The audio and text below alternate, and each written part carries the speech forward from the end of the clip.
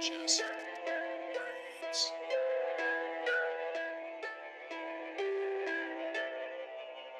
Hey there, listeners. So, the other day I received something from my niece, and she lives in a different state, so I don't really know her half as much as I would like to. But it's really sweet. I don't know if the camera will pick it up considering it's on black paper, but it says things along the lines of best Uncle ever, and made me feel really good. So I decided to write her a not quite short story. It's just over 2,000 words and isn't very long and might have a little bit difficult language for her to understand, but hopefully she likes it. We'll see when she gets it. But for now, I'm going to read it to you guys, so bear with me as I read the Aeonian Revolution. It's not what I would typically write. The feeling is pretty close, but usually it's a little bit darker and a little bit more adult themes. But I think it'll be a good place to start to get the feel for exactly what my writing style is and to see if you'll enjoy hanging out a little bit. So,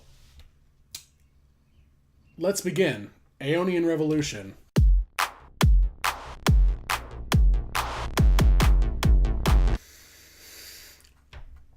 Deep within the sorrowful stretch of the past, back in the shadows of forgotten history, when the world was flat and the stars were walked by ethereal and whimsical beings, the tale unfolds.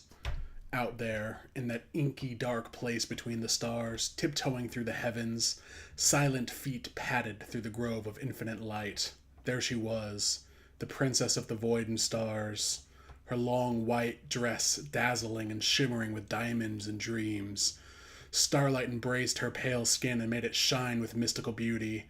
Every step was one of grace, every movement was as the wind through the trees. Her dress caressed her supple form and made her beauty radiate, making all the other star children overflow with envy. They watched her from their hiding places, beneath the nebulous night bushes, from the boughs of the cloud trees, whispering their names for her. She was the Stardancer. She was the light of the dark. She was hope in a time of utter collapse. Out there between the stars was a place born of chaos, seeping out from between the flows of creation, and as earth turned below and time passed, the chaos was failing. The grove of infinite light was dying. As the swarming mass of humanity grew wiser, belief in the star children was fading. Without the support of the love and respect of mortals, eventually the star children would die. They knew their apocalypse was near. Soon it would all end. The final pages of history were being written. It was the Stardancer that would guide the words to their final resting place. Thus, the skittering and giggling figures in the shadows of the stars watched wide-eyed as the Stardancer approached the pool of the abyss. The pool was small, a mere arm span across, but it held unfathomable power. This was the place where the void met reality. These waters were where all the places between the stars would drown, devoured by the abyss, becoming one with the void, evaporating from reality. It held no reflection. The fluid that filled it was bottomless and despairingly black. It was not simply dark, but it seemed to eat light, casting the spaces around it in a sickly pallor. It struck fear into anyone who still grasped their sanity. The Stardancer had to seek courage deep within herself to even step towards it, but the faces of her friends drove her forward. She smiled upon them all, her soft lips bright red against her pale flesh. Her azure eyes were oceans of deep blue that even before the pool of abyss glowed with life. Her golden hair framed her heart-shaped face in braids and lazy ringlets. About her head was tied a ribbon of silver dream cloth, woven by the pleasant dreams of sleeping youths. All who witnessed her beauty felt their breath leave them and had to fight to regain it. She was the spirit of art embodied in astral flesh. She was a muse, and when she smiled, all the hearts weighed down by despair and hopelessness rose. "Dearest Stardancer, thou art a gift amongst the unworthy," said Koraith, the Fey King, his lilac eyes glimmering with kindness, the large moth wings on his back slowly fanning the air about him. "I thank thee, Koraith, and wish the fairies, pixies, wildlings, and secret folk luck in what is to come," said the Stardancer, her voice an unwavering melody. "May thee plague the world with your jests." That brought laughter from the rest of her companions. She met all of their eyes with bittersweet joy. Such friendship was beautiful, and there was no end to the happiness it brought. But it was all to end. They would never again stand before each other as they did at that moment, at least, not exactly. Syra, the Stardancer said, you are to be first. The unicorn looked upon her, its white coat bright, its horn long and ivory. Syra was a powerful and majestic beast, and the Stardancer felt from him a series of images and ideas, as he could not speak as the rest of them could. She saw through him memories galloping over rainbows from universe to universe, dragging beauty and primal essence with him. She remembered all the joy they had together, watching as all creation flew by as they rode with impossible speed. She knew then that he was afraid of what was to come, but glad to not have to witness his friends following in his footsteps. The beast knelt before the pool. His horn's sharp point descended until the tip hovered above the pool. The unicorn took a breath and let his horn drop. The waters rippled, and all were suddenly overtaken by white light. The unicorn's frame turned immediately to rainbows and golden flame, as his entire essence was torn apart and scattered across space and time. Fragments of his soul became shooting stars that fell upon the earth. Fare thee well, Syra. Thou shalt be missed, said the Stardancer, tears openly flowing from her eyes. All behold the sacrifice, she cried. Syra shall become the beasts, the tales, the whimsy. He shall guide the nature of the primordial and magical beasts. See his death bless this world. All the figures in the grove held a moment of silence and respect, as they felt Syra become one with the universe, as well as one with the void, existing everywhere and not at all. Zariah, thee shall be second, said the Stardancer, wiping the tears from her pale cheeks. The nymph Zariah let a melancholy smile blossom upon her face. She knelt before the pool and looked up to her companions, her black hair falling straight down in front of her face, obscuring half of it from view, which only added to her beauty and to her mystery. She was a creature of mischief, magic, and mysticism, and held within her chest the essence of love. She leaned over the pool, and the flowers in her hair slowly wilted and died, falling to the abyss where they crumbled like ash and faded away.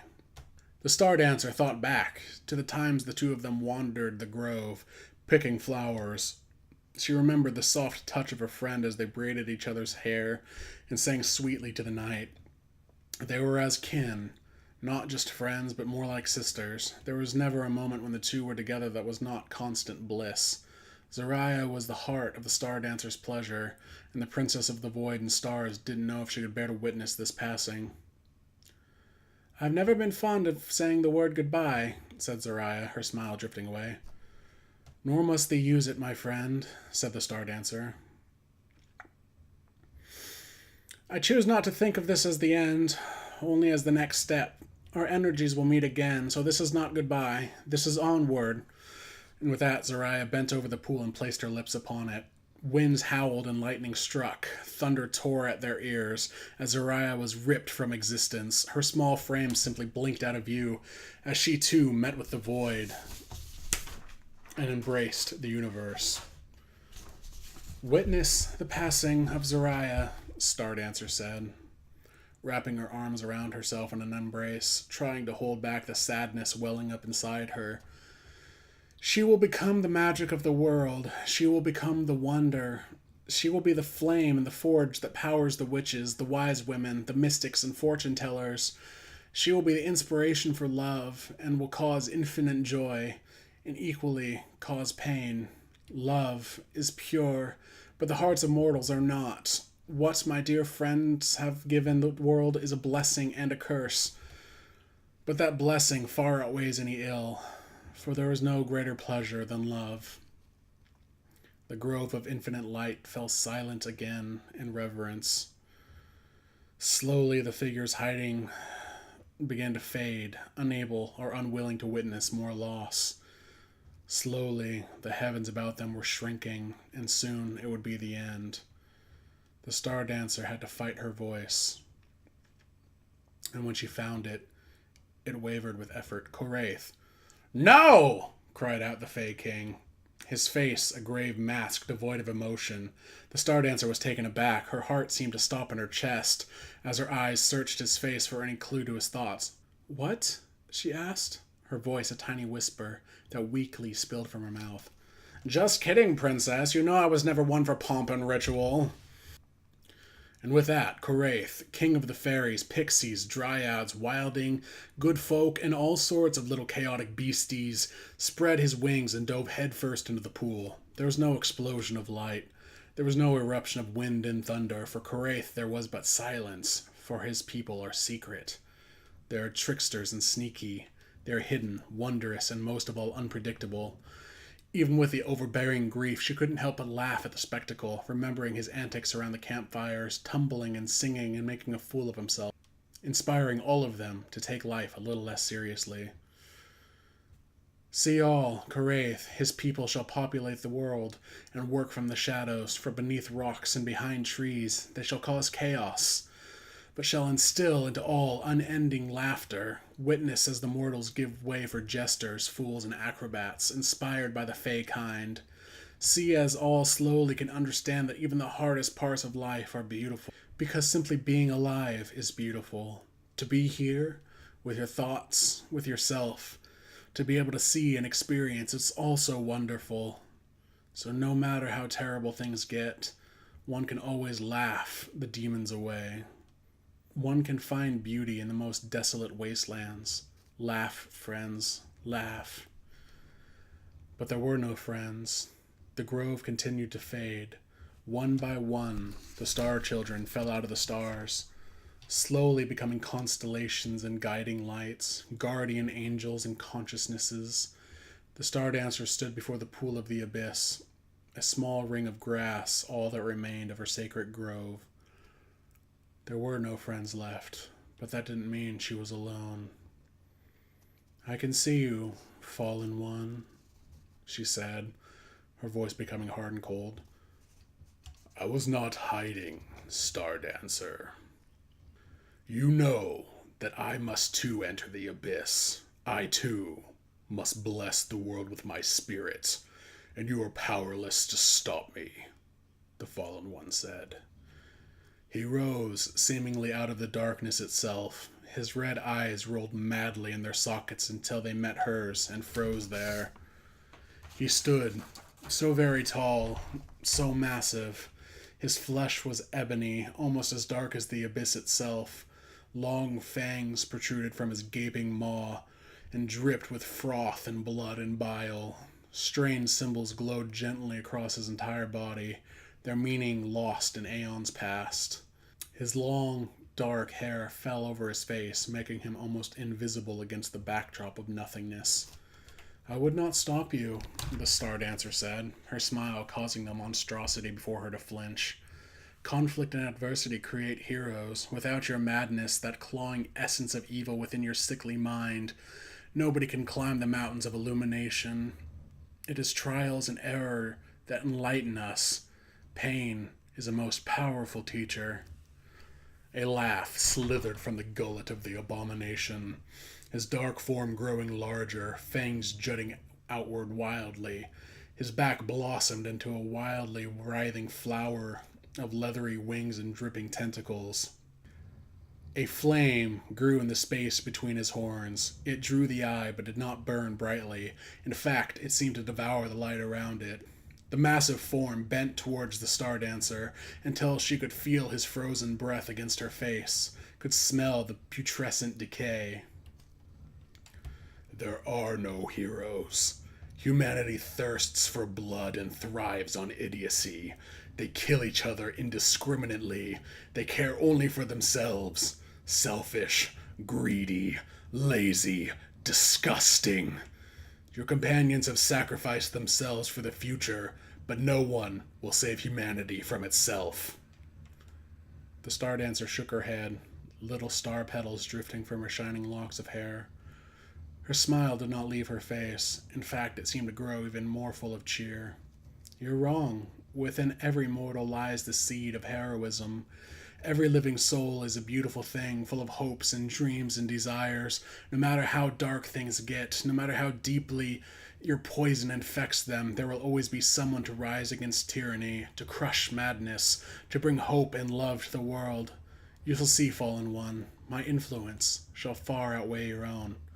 Is that a challenge? He asked, his eyes burning with malice and murderous intent. If that's how you choose to see it, she said, and quickly leaned forward and kissed his forehead gently, her lips leaving a silvery imprint on his blackened flesh that began smoking wildly. He reared back, shrieking in agony, clawing at his face as the lip print burned deeper into his flesh. The Stardancer giggled and twirled around, taking one final glimpse at the grove of infinite light, as it finally faded into nothingness. Then she danced, as she was always meant to. The universe shuddered before her beauty, and with unequaled grace and the lightest step, her toe touched the center of the pool of the abyss. It rippled for but a moment, before all the places between the stars were engulfed in light and rainbows and explosions as the Stardancer became no more. Though she faded, and perhaps was forever forgotten, she still lives on in the hearts of all living things. She is the muse, the fire that burns within us all, to create, to inspire, to accept oneself, and to see the beauty in all things. It is she who makes heroes out of normal folk, and she who hears your most desperate prayers. Deep down, far into the world of dreams, if one focuses hard enough, in those strange places of our mind, one can see her dancing there, and that dance puts even the stars to shame with its beauty. So, that's it. I hope you enjoyed it immensely. If not, please leave a comment down below and tell me everything that's wrong with it. I'm thinking about taking all of the horrible reviews for everything that I write, making a list of the meanest ones, and then reading them out loud just for fun. There's no better teacher than cruelty when it comes to writing. Anything you have to say against it, I would love to hear. So, thanks again for listening, and may your saga be a long one.